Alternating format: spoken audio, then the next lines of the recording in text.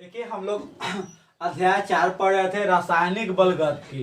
हम लोग लेक्चर 3 तक पढ़ चुके थे। लेक्चर 3 में पढ़े थे हम लोग कोटि और अनियमितता में अंतर देखे थे। आज हम लोग स्टार्ट करने जा रहे हैं समाकलित वेग समीकरण, इसको इंग्लिश में बोलते हैं इंटीग्रेटेड रेट इक्वेशन या इंटीग्रेटेड रेट लॉ, यही ना। चलिए सबसे पहले स्टार्ट करेंगे शून्य कोटि अभिक्रिया, जिसको इंग्लिश में बोलेंगे जीरो ऑर्डर रिएक्शन। ठीक है, तो आप जानते हैं कि जीरो ऑर्डर रिएक्शन किसे कहते हैं। तो आपको हम वेग नियम लिखना सिखाए थे। अगर वेग नियम यानी D A by D T, कहने का मतलब कि अगर वेग बराबर के ए के पावर यदि जीरो हो तो इसी को तो हम लोग क्या बोलते हैं, कोटि बोलते हैं ना जी।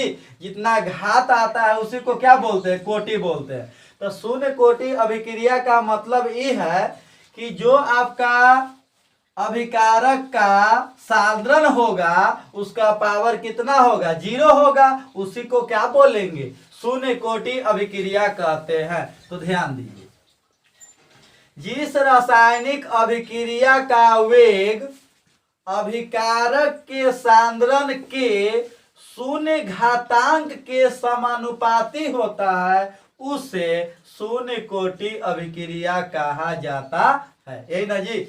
यानी जिसका वेग क्या हो, अभिकारक के साधारण के घात क्या होना चाहिए, जीरो के समानुपाती होता है, उसे क्या कहते हैं, शून्य कोटि अभिक्रिया कहते हैं। अब ध्यान दीजिए, माना अभिक्रिया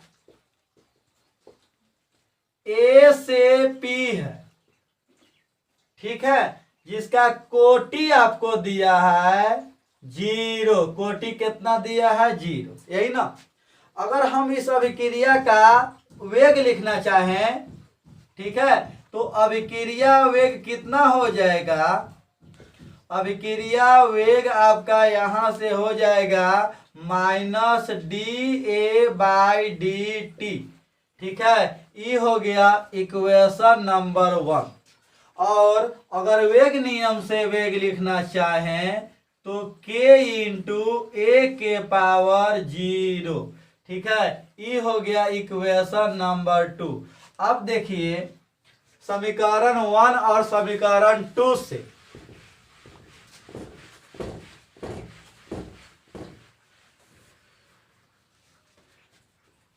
समीकरण 1 और समीकरण 2 से क्या हो जाएगा, minus D A by D T equal to K A के power zero, minus D A by D T K into A के पावर जीरो का value 1 minus D A by D T बराबर के।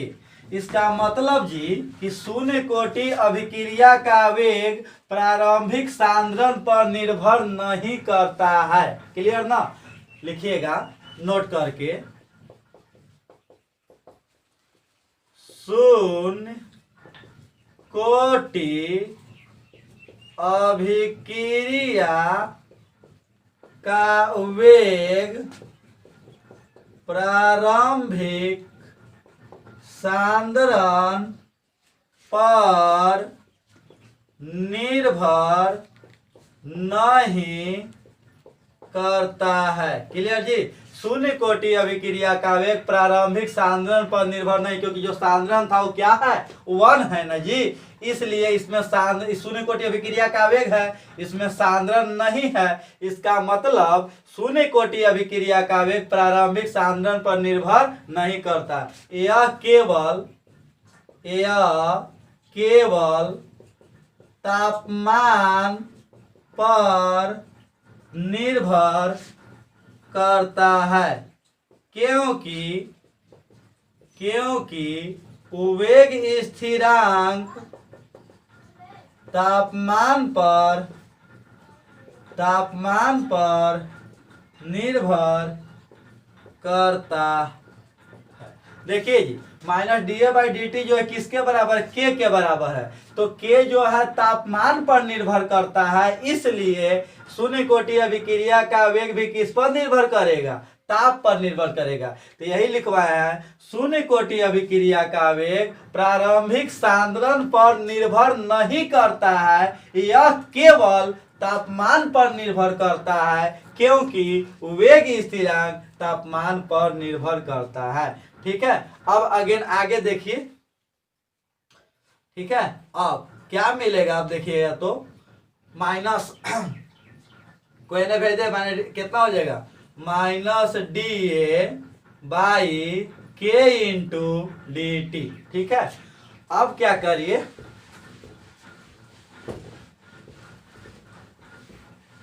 दोनों तरफ समाकलन करने पर, दोनों तरफ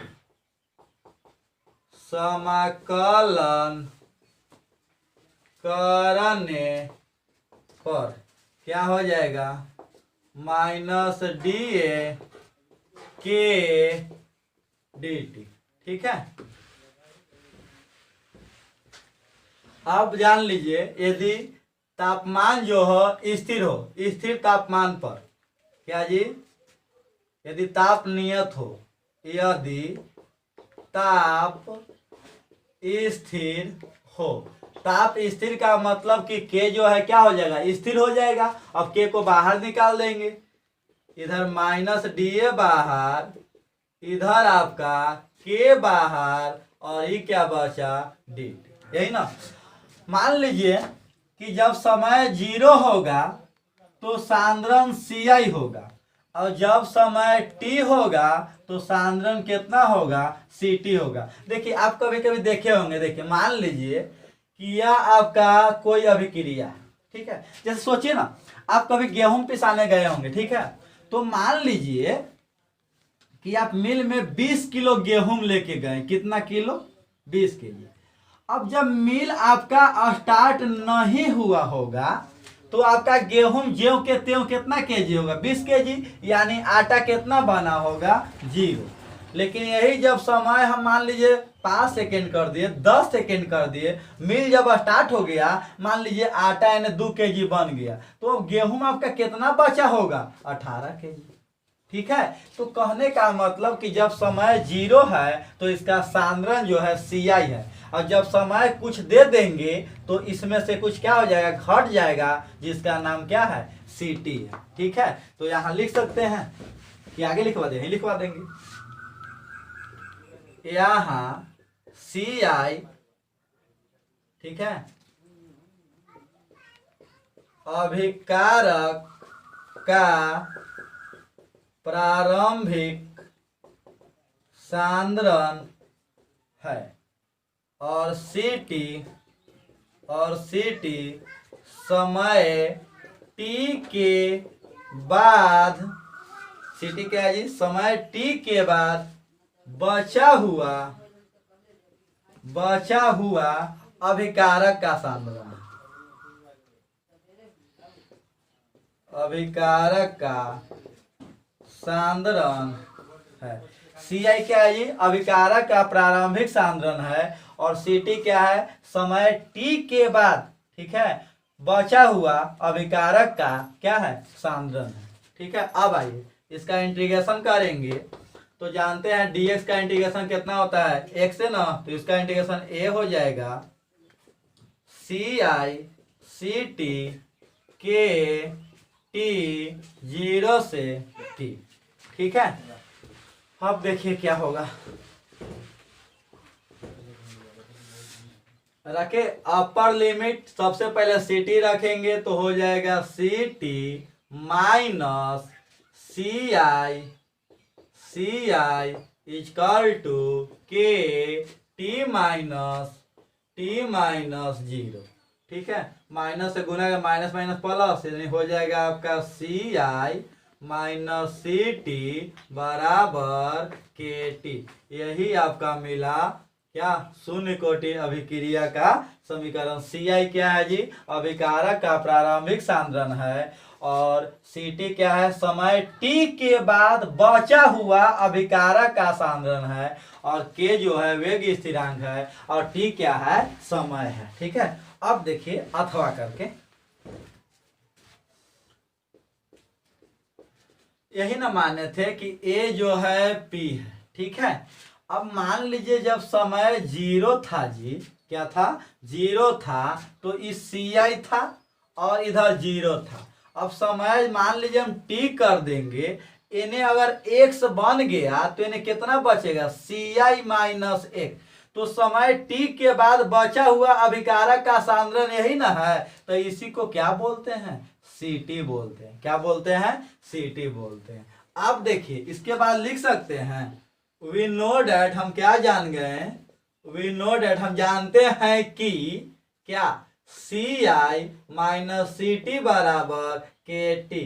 तो सी आई रख दीजिए कितना, सी टी के मान C I minus X, C I minus X बराबर K T, C I minus C I plus X equal to K T. इससे ही कट गया, कितना मिला, एक्स बराबर के टी।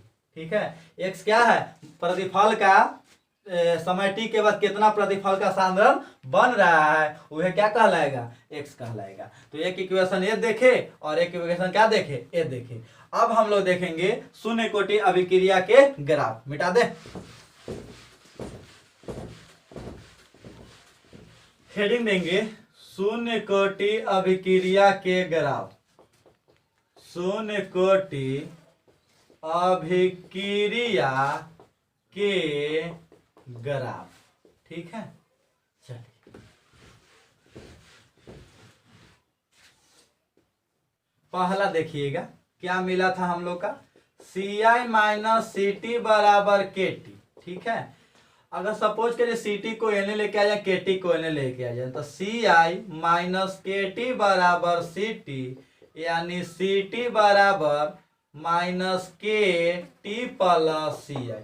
ये आपका हो गया वाई, ये आपका हो गया एम, ये आपका एक्स और ये आपका सी। मालूम चला, y बराबर एम एक्स प्लस सी कैसे जाएगा, स्लोप निगेटिव है ऐसे।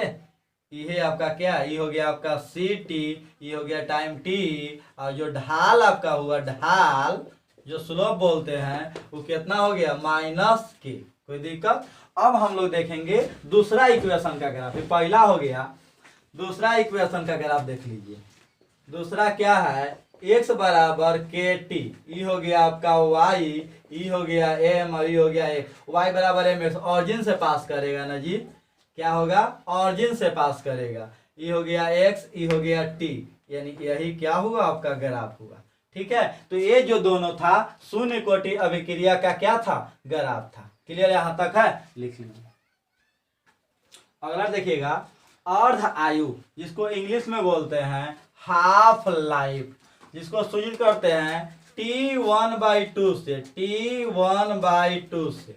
T1/2 कहने का मतलब टाइम आधा लगेगा, क्या लगेगा, अर्ध आयु जिसको बोलते हैं। ठीक है, तो मान लीजिए आपका 20 केजी गेहूं आप पिसाने गए थे। ठीक है, तो 20 केजी को आधा होने में, यानी 10 केजी होने में जितना समय लगेगा, उसी को क्या बोलते हैं, अर्ध आयु बोलते हैं। यानी जितने समय में किसी अभिक्रिया में अभिकारक की प्रारंभिक सांद्रण उसके प्रारंभिक मान से आधी हो जाता है, उसे अर्ध आयु कहते हैं। या और देखिए, किसी अभिक्रिया में अभिकारक के सांद्रण को आधा होने में जितना समय लगता है, उसे क्या कहते हैं, अर्ध आयु कहते हैं।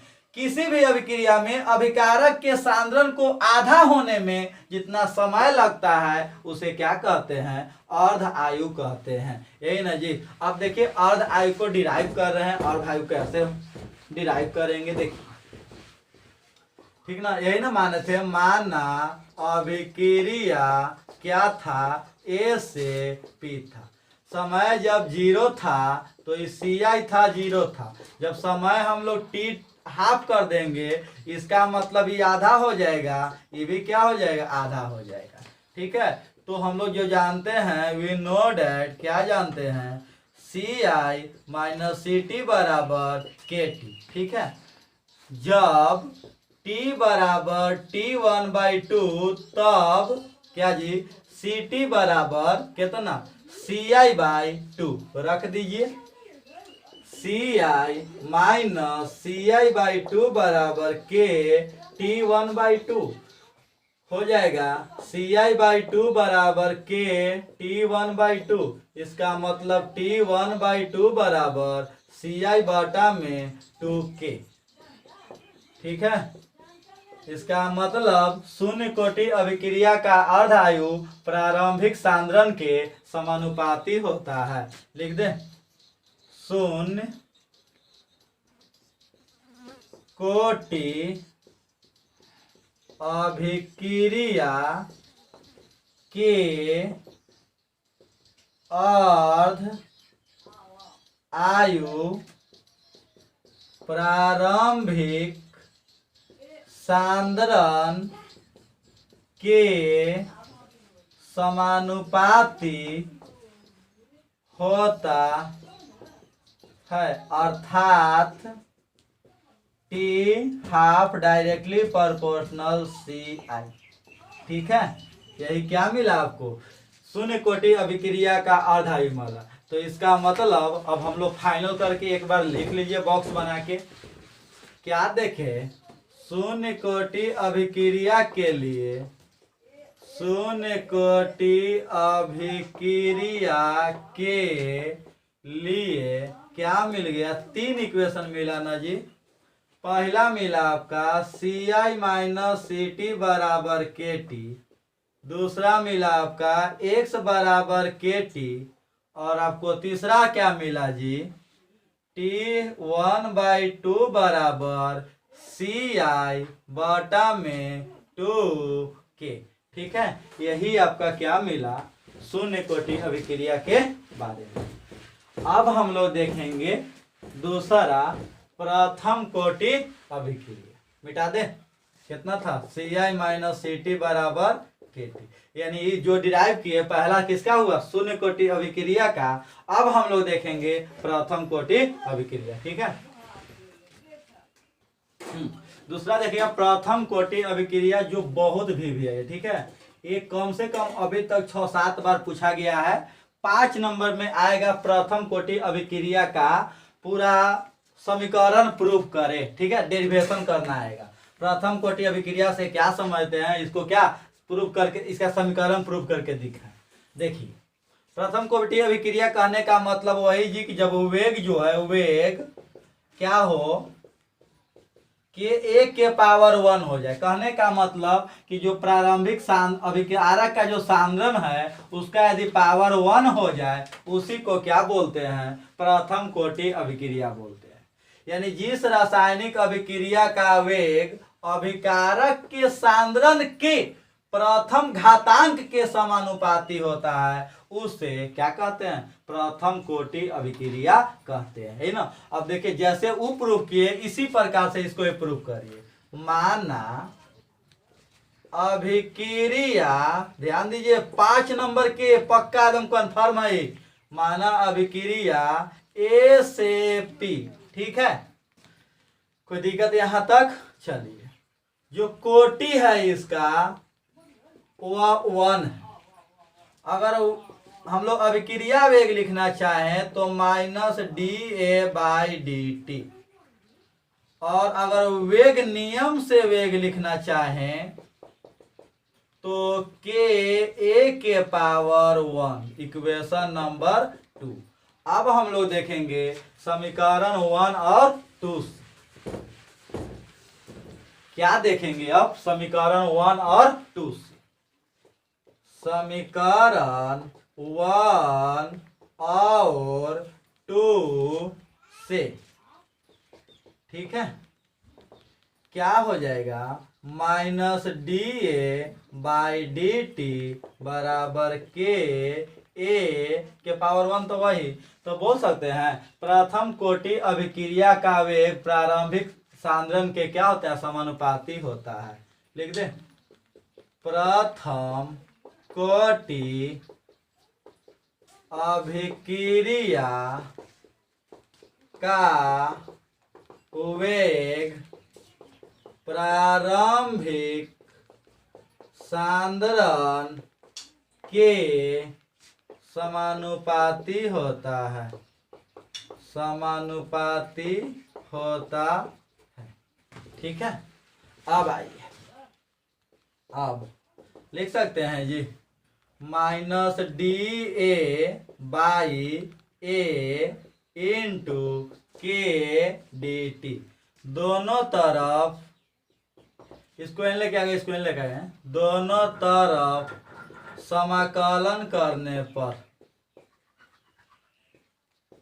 समाकलन करने पर क्या हो जाएगा, माइनस डी ए बाई ए बराबर के डी टी। यदि ताप स्थिर हो, यदि ताप स्थिर हो, ठीक है, तब क्या हो जाएगा, यदि ताप स्थिर हो के बाहर निकल जाएगा। ठीक है, माइनस यहाँ से बाहर ये हो जाएगा डी ए बाई ए, ठीक है, यहाँ हो जाएगा के डी टी। उसी प्रकार जीरो है तो सी आई है, ये टी है तो ये क्या सी टी। ठीक है, अब आपको मालूम है कि सी आई और सी टी क्या है। सी आई जो है जी अभिकारक का प्रारंभिक सांद्रण है, प्रारंभिक सांद्रण है, और सीटी जो है, सीटी समय टी पर, समय टी पर अभिकारक समय टी के बाद, समय टी के बाद अभिकारक के बचा हुआ सांद्रण है, बचा हुआ सांद्रण। ठीक है, चलिए इसका इंटीग्रेशन करिए। जानते हैं 1/x इंटू डी एक्स का जो इंटीग्रेशन होता है एल एन एक्स, यानी लॉग बेस ई होता है, लॉग बेस ई होता है, यही ना, जिसको हम लोग एल एन बोलते हैं। लॉग के मतलब क्या, एल एन को बोलते हैं लॉग ई और लॉग को बोलते हैं लॉग 10। ठीक है, चलिए तो इसका इंटीग्रेशन हो जाएगा आपका एल एन ए सी आई से सी टी, के टी 0 से टी हो जाएगा माइनस एल एन सी आई के टी माइनस 0। मल्टीप्लाई कीजिएगा एल एन सी टी बराबर के। ठीक है, लॉग एम माइनस एन बटा में आ जाता है जी, L N C I by C T बराबर के। ठीक है, यही इक्वेशन बोल सकते हैं आप ध्यान दीजिए।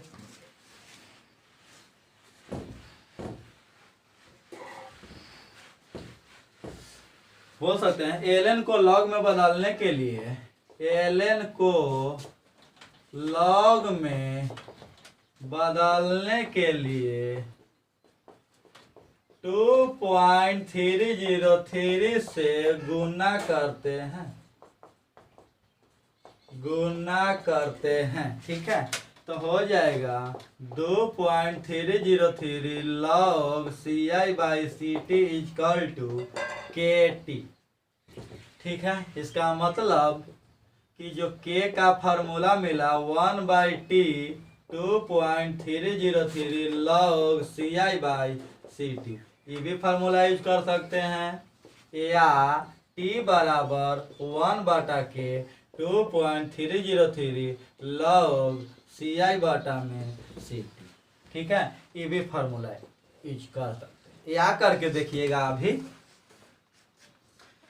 ठीक है, अब हम लोग बात करना चाहते हैं या करके भी देख लीजिए, या और करके अथवा करके, अथवा ए से पी मान लिए समीकरण था, यही न था जी।